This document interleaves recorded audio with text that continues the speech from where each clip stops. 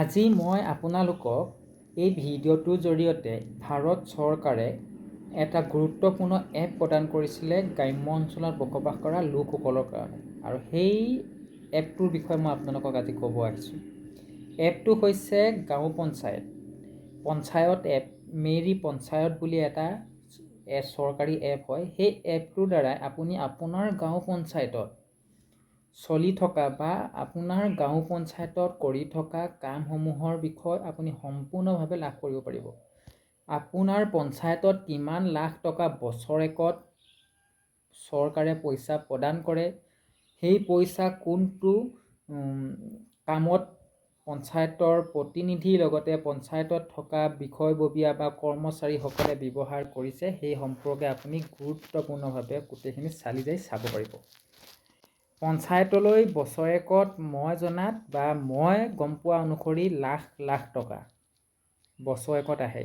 আমাৰ পঞ্চায়তলৈ 2020 চনত বা 2019 চনত বা 2021, 22, 23, 24 বৰ্তমান 24 চন, সেই 24 চনত কিমান লাখ টকা আহিলে সেই তাৰ সম্পূৰ্ণ তথ্য, আনকি গোটেই তথ্য আপুনি তাত জানিব পাৰিব। এপটোৰ তলত মই উলিয়াই থৈছোঁ, চাওক আপোনালোকে। আৰু এই এপটো কি ধৰণে আপোনালোকে ব্যৱহাৰ কৰিব, এই এপটোৰ ভিতৰত আপোনালোকে কি ধৰণে সোমাই যাব, সকলোখিনি মই আপোনাক তলত দি ৰাখিছোঁ। এই এপটোৰ দ্বাৰাই আপুনি কি কাম কৰিছে, কি কাম কৰা নাই, কিমানটা আঁচনিৰ বিল ওলাব লগা আছে, কিমানটা আঁচনিৰ বিল পাব লগা আছে, তাৰ ঠিকাদাৰ নাম নোলালেও সেই কামটো কোনখন ঠাইত বা কোনটো ৱাৰ্ডত কৰিছে, তাৰ লোকেশ্যন কি হয়, তাৰ এড্ৰেছৰ পৰা আদি কৰি গোটেই ফটো পৰ্যন্ত ওলাই যাব।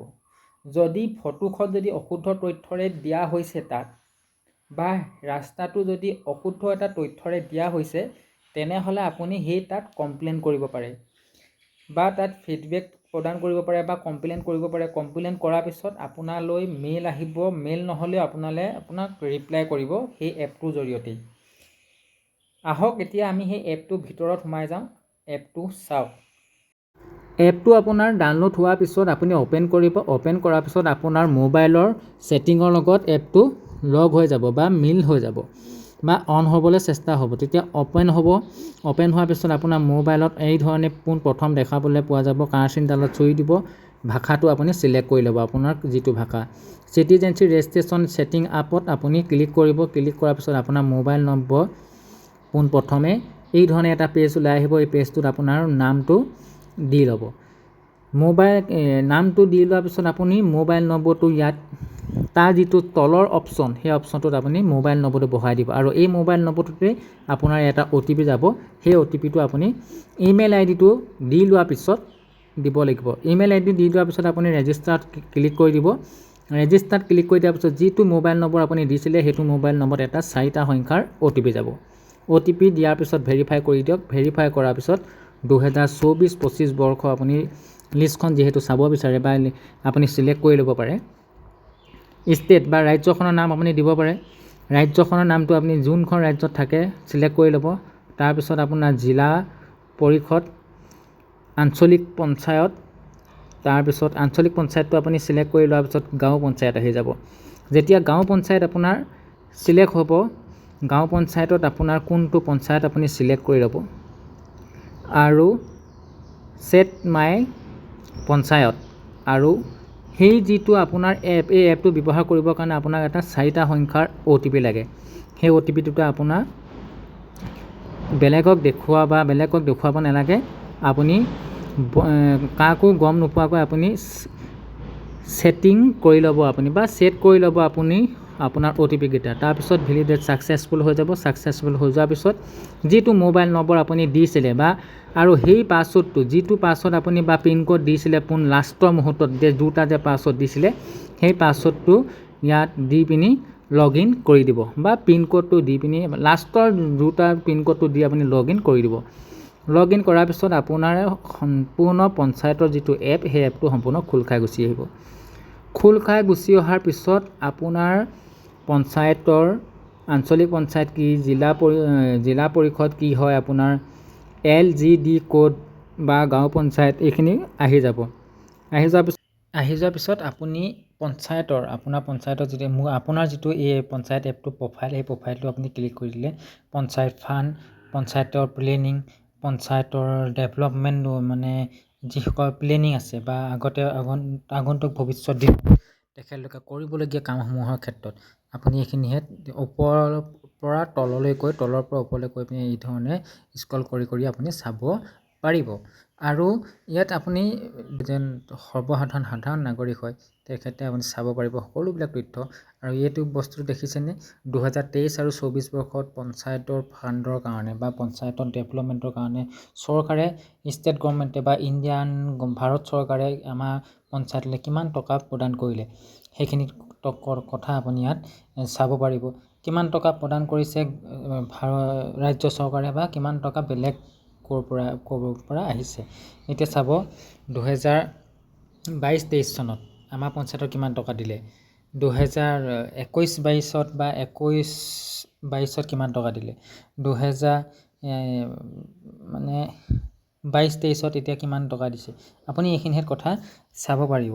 চাব পাৰি আপুনি ইয়াৰ সম্পূৰ্ণ যিটো তথ্য সেই তথ্যটো লাভ কৰিব পাৰিব। আৰু এইখিনিত যেতিয়াৰ পৰা ডিজিটেলি আৰম্ভ হৈছে আপুনি গোটেইখিনি বছৰে আপুনি ইয়াত পইচা কিমান আহিছিলে কিমান নাই অহা গোটেইখিনি পাই যাব। ইয়াৰ পিছত আপোনালোকে চাব যে এইটো 21-22 হয়। 21-22ত এতিয়া আপুনি চাব 21-22 এইটো ইয়াৰ তলত আছে আপোনাৰ 20-21, তাৰপিছত আছে 19-20। এতিয়া এই ধৰণে আপুনি আপোনাৰ পঞ্চায়তৰ সকলোবিলাক ডেভেলপমেণ্ট ইয়াত ডেভেলপ ৱৰ্ক আপুনি ইয়াৰ কথাৰ বিষয়ে জানিব পাৰিব।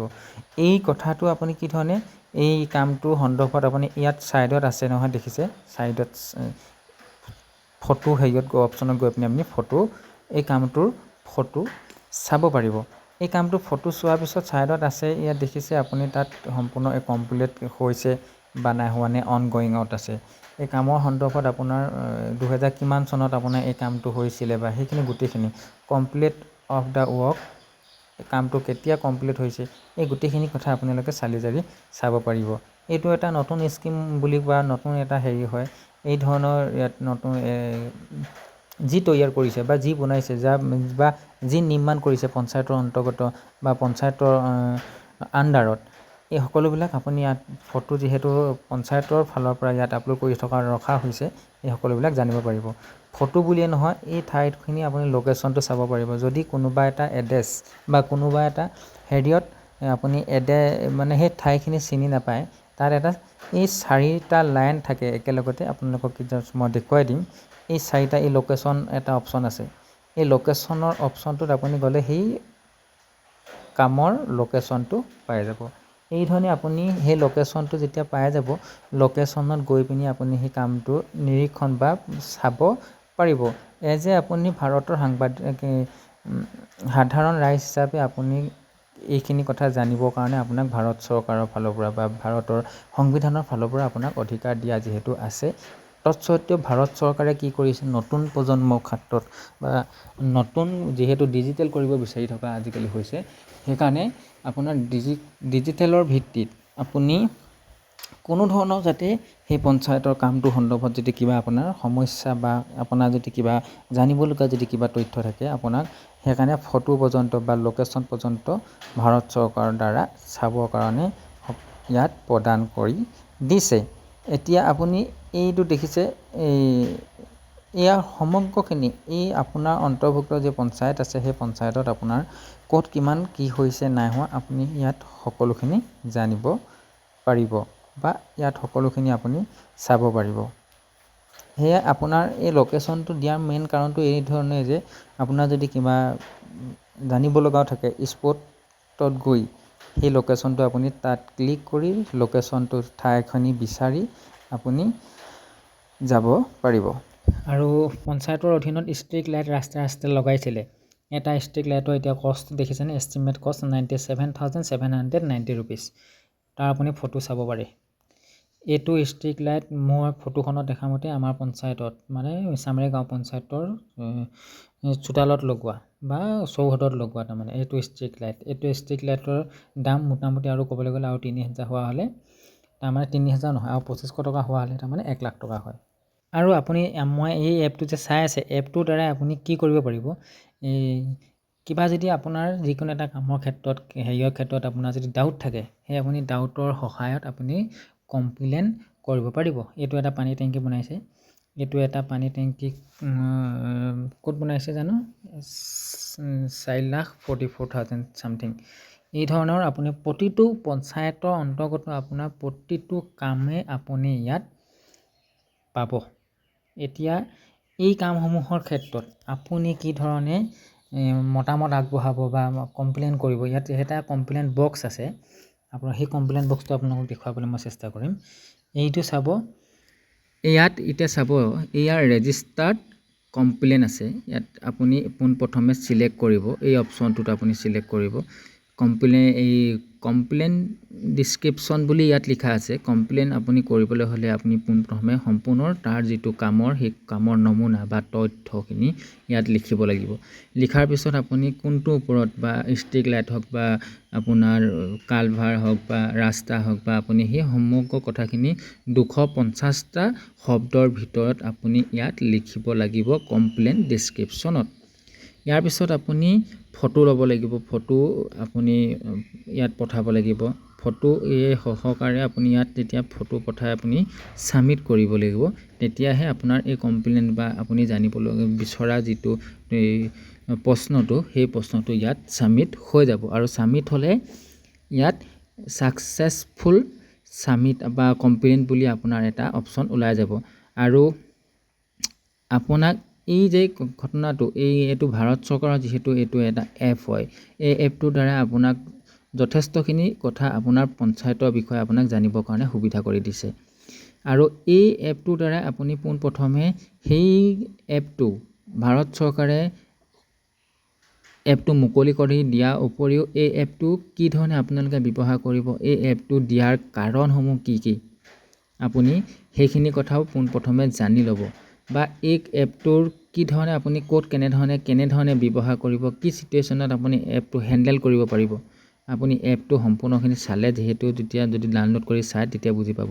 এতিয়া আপুনি চাব, এই এপটো ভাৰত চৰকাৰে কি ধৰণে মানে গাঁও পঞ্চায়তৰ লোকসকলক দিছে, এই বস্তুখিনি আপুনি ভাৰত চৰকাৰৰ দ্বাৰা আপুনি সেই এপটোতে পাই যাব। এপটোতে পাই পিনি আপুনি পঢ়ি ল'ব পোনপ্ৰথমে। 2021 চনতে এই এপটো 2021 চনৰ 16 জুন তাৰিখে এপটো মুকলি কৰিছিলে, বা এই এপটোৰ কথা ভাৰত চৰকাৰে তাৰমানে সৰ্বসাধাৰণ ৰাইজৰ প্ৰতি এৰি দিছিলে। এই এপটো এডোখৰত 4 পেজ আছে, এই 4 পেজটো আপোনালোকে সম্পূৰ্ণখিনি চাই পিনি পঢ়ি ল'ব। আৰু এই এপটো আজি কি ধৰণে কাম কৰিব, এই 4টা পেজ আপোনালোকে এই ধৰণে চাই বুজি ল'ব। ইয়াৰ পিছত অকল এইখিনি কথাই নহয়, আৰু জানিবলগীয়া বা বিভিন্নখিনি আপুনি এই অপশ্যনকেইটাত আপুনি পঞ্চায়তৰ ক্ষেত্ৰত আপুনি জানিবলগীয়া থাকিলে, বা এই আঁচনি সন্দৰ্ভত জানিবলগীয়া থাকিলে, এয়া মডেল কিবা এটা বুলি থাকিলে, সেই মডেল চিটিজেন শ্বেয়াৰ বুলি আছে, ইয়াত এই বস্তুখিনিত আপুনি সম্পূৰ্ণখিনি তথ্য জানিব পাৰিব। আৰু আপোনাৰ পঞ্চায়তত কি কি প্লেনিং আছে, বা আপোনাৰ পঞ্চায়তত কি আছে, আৰু বা আপোনাৰ পঞ্চায়তৰ ন'টিছ বোৰ্ড কিবা দিছে নেকি, মেছেজ আহিছে নেকি, আপুনি চাব পাৰিব। আঞ্চলিকৰ ফালৰ পৰা বা জিলা পৰিষদৰ ফালৰ পৰা বা ৰাজ্যৰ ফালৰ পৰা বা কেন্দ্ৰ চৰকাৰৰ ফালৰ পৰা কিবা নটিফিকেশ্যন আহিছে নেকি, সেইখিনি কথা আপুনি জানিব পাৰিব। আৰু এই পঞ্চায়তৰ এপৰ দ্বাৰা আপুনি আপোনাৰ পঞ্চায়ত কিমান ডেভেলপ হৈছে, অনাগত সময়ত 2024 চনত, 2023-22 চনত, বা 2021 চনত, বা 2020 চনত, বা 2019 চনত, এই ধৰণৰ প্লেনিং পঞ্চায়তৰ প্ৰতিনিধিসকলে বা পঞ্চায়তৰ কৰ্মচাৰীসকলে আগন্তুক দিনত কাম কৰিবৰ বাবে কি ধৰণে প্লেনিং কৰিছে, কিমান লাখ টকাৰ প্লেনিং কৰিছে পঞ্চায়তৰ ডেভেলপৰ ক্ষেত্ৰত, এই কথাটো আপুনি জানিব পাৰিব। আৰু কিমান টকা বৰ্তমানলৈকে ফাণ্ড ৰিচিভ কৰিছে, সেই ৰিচিভৰ কথাটো আপুনি জানিব পাৰিব। আৰু এই ক্ষেত্ৰত আপুনি এই এপটো যেতিয়া ব্যৱহাৰ কৰিব, এই সকলোখিনি কথা আপুনি নিজে গম পাই যাব। আৰু মই জাষ্ট এটা আভাস হিচাপে ইয়াৰ ওপৰে কথাখিনি আপোনালোকক দেখুৱাবলৈ চেষ্টা কৰিলোঁ। আৰু বৰ্তমানলৈকে এই এপটো মোৰ ভিডিঅ' বনাওঁতে এতিয়া 14 মিনিটৰ ওপৰত গুচি গৈছে, বা 15 মিনিট হৈছে। এতিয়া এই সকলোখিনি আপোনালোকে এপটো যেতিয়া ডাউনলোড কৰি চাব, আপোনাৰ পঞ্চায়তৰ বিষয়ে জানিবলৈ চেষ্টা কৰিব, সেই সকলোখিনি আপুনি ইয়াত নিজে গম পাই যাব। আৰু যদি ভিডিঅ'টো ভাল লাগিলে, বেয়া লাগিলে আপুনি লাইক, কমেণ্ট, শ্বেয়াৰ সকলোখিনি কৰি দিব। ধন্যবাদ।